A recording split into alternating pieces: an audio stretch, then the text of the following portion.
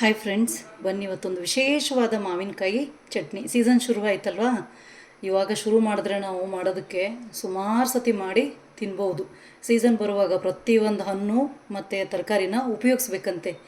ನೋಡಿ, ನಾನಿಲ್ಲಿ ಮನೇಲಿ ಇವಾಗ ಇದ್ದಿದ್ದು ತೋತಾಪುರಿ ಮಾವಿನಕಾಯಿ. ನಿಮಗೆ ಹುಳಿ ಮಾವಿನಕಾಯಿ ಸಿಕ್ಕಿದ್ರೆ ತುಂಬ ಒಳ್ಳೆಯದು. ತೋತಾಪುರಿ ದೊಡ್ಡದಿರೋದಕ್ಕೆ ನಾನು 2 ಮಾವಿನಕಾಯಿ ತೊಗೊಂಡಿದ್ದೀನಿ, 1/4 kg ಬೆಲ್ಲ ತೊಗೊಂಡಿದ್ದೀನಿ, 1 ಕಪ್ಪಷ್ಟು ಒಣ ಕೊಬ್ಬರಿ ಮತ್ತು 1 ಬಟ್ಲಷ್ಟು ಹಸಿಮೆಣಸಿನ ಪುಡಿ, ಉಪ್ಪು, ಮೆಂತ್ಯ ಮತ್ತು ಇಂಗು. ಮೆಂತ್ಯ 1 ಸ್ಪೂನ್ ಆದರೆ ಸಾಕು. ಇಂಗನ್ನ ತೊಗೊಂಡಿದ್ದೀನಿ. ಇದನ್ನು ತೋತಾಪುರಿ ಆದರೂ ಉಪಯೋಗಿಸಿ, ಬೆಟರ್ ನೀವು ಹುಳಿ ಮಾವಿನಕಾಯಿ ಉಪಯೋಗಿಸಿ ಮಾಡಿದ್ರೆ ತುಂಬ ಚೆನ್ನಾಗಿರುತ್ತೆ. ಇದನ್ನು 6 ತಿಂಗಳ ಗಂಟಲೆ ಫ್ರಿಜ್ಜಲ್ಲಿ ಇಟ್ಕೊಂಡು ಆರಾಮಾಗಿ ಉಪಯೋಗಿಸ್ಬೋದು. ನಾವು ಹೇಗೆ ಮಾಡೋದು ಅಂತ ನೋಡೋಣ. ಇವಾಗ ನಾನು ಎಣ್ಣೆ ಬಿಸಿ ಮಾಡೋಕ್ಕಿಟ್ಟಿದ್ದೀನಿ, ಅದಕ್ಕೆ ಇಂಗು ಮತ್ತು ಮೆಂತ್ಯ ಒಗ್ಗರಣೆ ಹಾಕ್ಕೊಳ್ತೀನಿ. ಇವಾಗ ಒಗ್ಗರಣೆ ಕೂಡ ರೆಡಿಯಾಗಿದೆ. ಇವಾಗ ಮೊದಲು ಏನು ಮಾಡಬೇಕು ಅಂದರೆ, ಮಾವಿನಕಾಯಿಗೆ ಒಣ ಕೊಬ್ಬರಿ ತುರಿನ ಮಿಕ್ಸ್ ಮಾಡ್ಕೊಳ್ತಾ ಇದ್ದೀನಿ. ಮಾವಿನಕಾಯಿ ಮತ್ತು ಕೊಬ್ಬರಿಗಿಂತ ಸ್ವಲ್ಪ ಜಾಸ್ತಿ ಬೆಲ್ಲ ಇರಬೇಕು.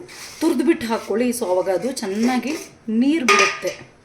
ಹಸಿಮೆಣಸಿನ ಪುಡಿ ಇದನ್ನು ಕೂಡ ಹಾಕ್ಕೊಳ್ಬೇಕು. ನಿಮಗೆ ಎಷ್ಟು ಬೇಕು ಖಾರ ಆ ಥರ ಹಾಕ್ಕೊಳ್ಳಿ. ಉಪ್ಪು ರುಚಿಗೆ ತಕ್ಕಷ್ಟು.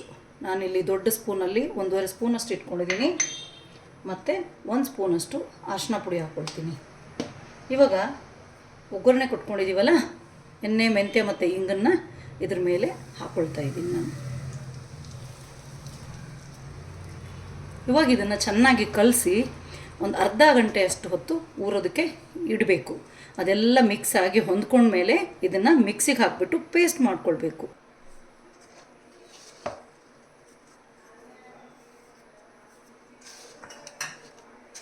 ಮಾವಿನಕಾಯಿನ ತುರಿದು ತೊಗೊಳ್ಳಿ. ನಾನು ಚಿಪ್ಸ್ ಮನೆಯಲ್ಲಿ ಎರೆದುಬಿಟ್ಟೆ, ಕೈ ನೋವಿದೆ ನನಗೆ, ಸೊ ತುರಿಯೋಕ್ಕಾಗಲ್ಲ. ಸೊ ಸ್ವಲ್ಪ ಹೇಗೂ ಮಿಕ್ಸಿಗೆ ಹಾಕ್ತೀವಲ್ವ, ಸೊ ಹಾಗಾಗಿ ದಪ್ಪ ಮಾಡ್ಕೊಂಡಿದ್ದೀನಿ.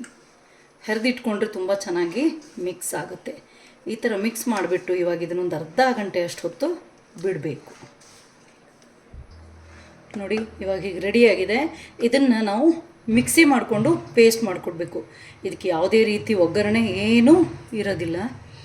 ಇದನ್ನು ನೀವು 6 ತಿಂಗಳ ಗಂಟಲೆ ಫ್ರಿಜ್ಜಲ್ಲಿ ಇಟ್ಕೊಂಡ್ರೆ ಸೂಪರಾಗಿ ಬ್ರೆಡ್ಗೆ, ಚಪಾತಿಗೆ, ದೋಸೆಗೆ ಹಾಗೆ ಕೂಡ ತಿನ್ನಿ, ಅನ್ನಕ್ಕೆ ಕಲಿಸ್ಕೊಂಡು ತಿನ್ನಿ. ಇದರಂಥ ಮುದ್ರ ಮುಂದೆ ಯಾವುದು ಚೆನ್ನಾಗಿರಲ್ಲ, ಅಷ್ಟು ಚೆನ್ನಾಗಿರುತ್ತೆ. ಇದು ಮಾಡಿ ನೋಡಿ ನೀವು ಒಮ್ಮೆ.